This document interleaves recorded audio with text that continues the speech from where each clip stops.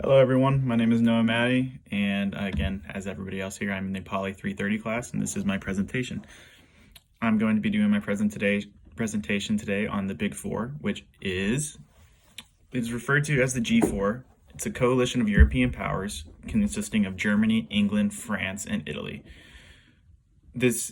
France and the UK are permanent members of the UN. All are major players in Europe and have the leading economies within the continent.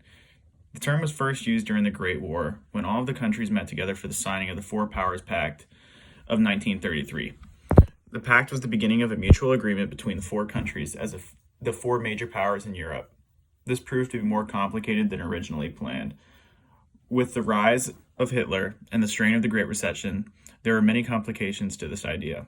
However, despite these differences in the beginning, there seems to be the major topics that these countries talk about together in the post-World War II era, with the exception, of course, of the Cold War, with Germany being split up between Eastern and Western Germany. Now to move on to the history of the organization a little bit. The Four Powers Act was the documentation that I previously stated that was originally and initially proposed by Benito Mussolini during June 7th, 1933. It was proposed by Mussolini in Italy. The pact was, he wanted to use the plan to ensure international security. He believed that the great powers of Europe were the ones who ruled the continent, and the Four Powers Act highlighted this belief.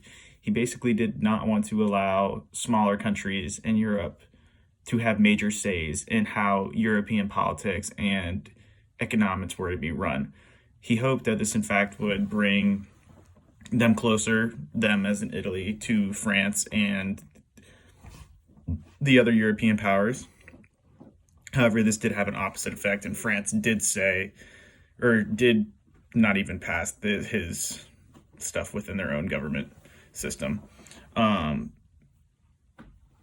It was his attempt at his very own version of the European League of Nations. He just wanted to have a mutual understanding between the countries and an agreement of mutual aid amongst each other. It had little effect on really anything because, again, complications between Hitler and France denying it. The Four Powers Act really had no major effect, but it is important in the fact that it does show that these countries during that time period were already thought of the four major powers within Europe. Okay. How does the organization work? What does it do and how does it operate?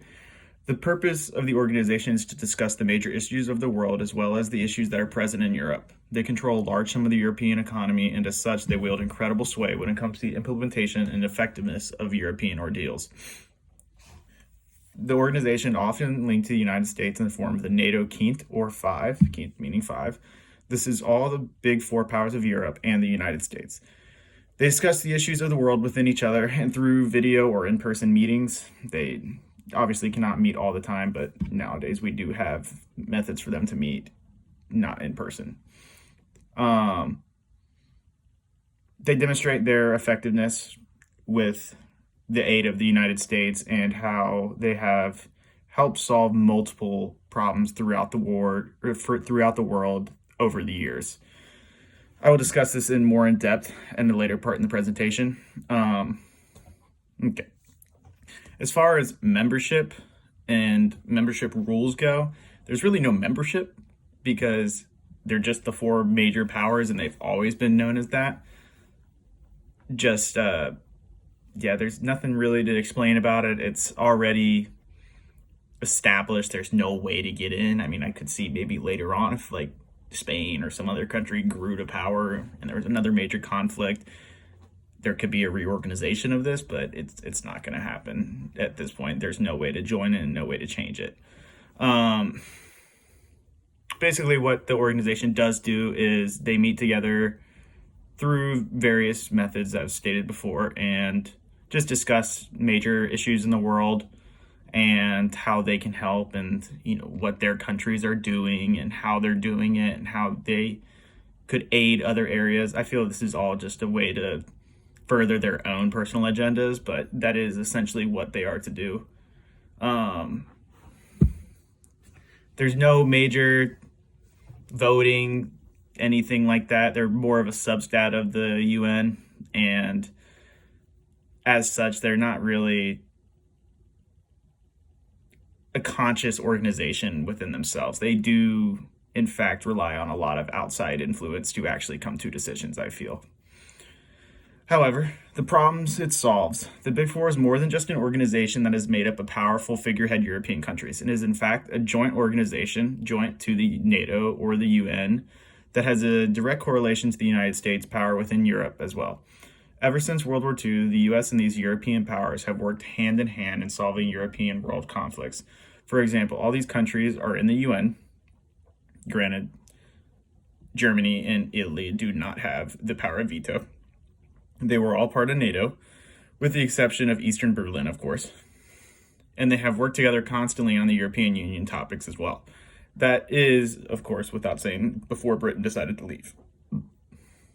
I feel that the best way to describe the Big Four is to describe how all these countries and members are members of the majority of the same various major international organizations that have been present in our recent world's history.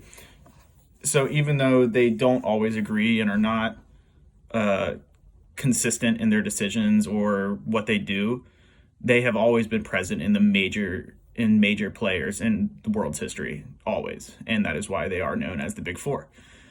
There's no one major event that they are known for solving or even hindering, because all of them have been involved in so much. I guess a few modern ones that you could look at are the Ebola crisis. They all worked together on that with the help of the United States, and the Syrian civil war, again, with the help of the United States and various other countries in that regard. These countries have shaped the way that modern Europe looks for us today, which is true. The effectiveness of the organization to me seems as though it is lacking. Many of the major events that the organization has been a part of, with the help of the UN or the United States, is because of this involvement that I cannot state that the Big Four is a major international organization, but more so a sub-level organization that is made up of the major big hitters within Europe and the EU. This alone cannot make it a major organization and a separate one, because there is no way to even become a member of it. They're not going to change. Additionally, they all operate separately. They all run by themselves. There's no meetings amongst each other like the UN has. They don't meet regularly. It's very sporadic. There's no voting. They just meet together and talk.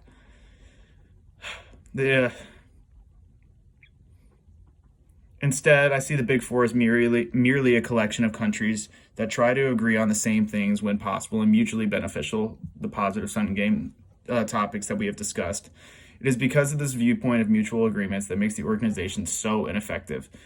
All of these countries are looking to better and further their own agendas, whether it be Germany and Italy vying for an opportunity to have the power to veto in the UN, or the fact that Britain left the European Union on a very close marginal line of voting.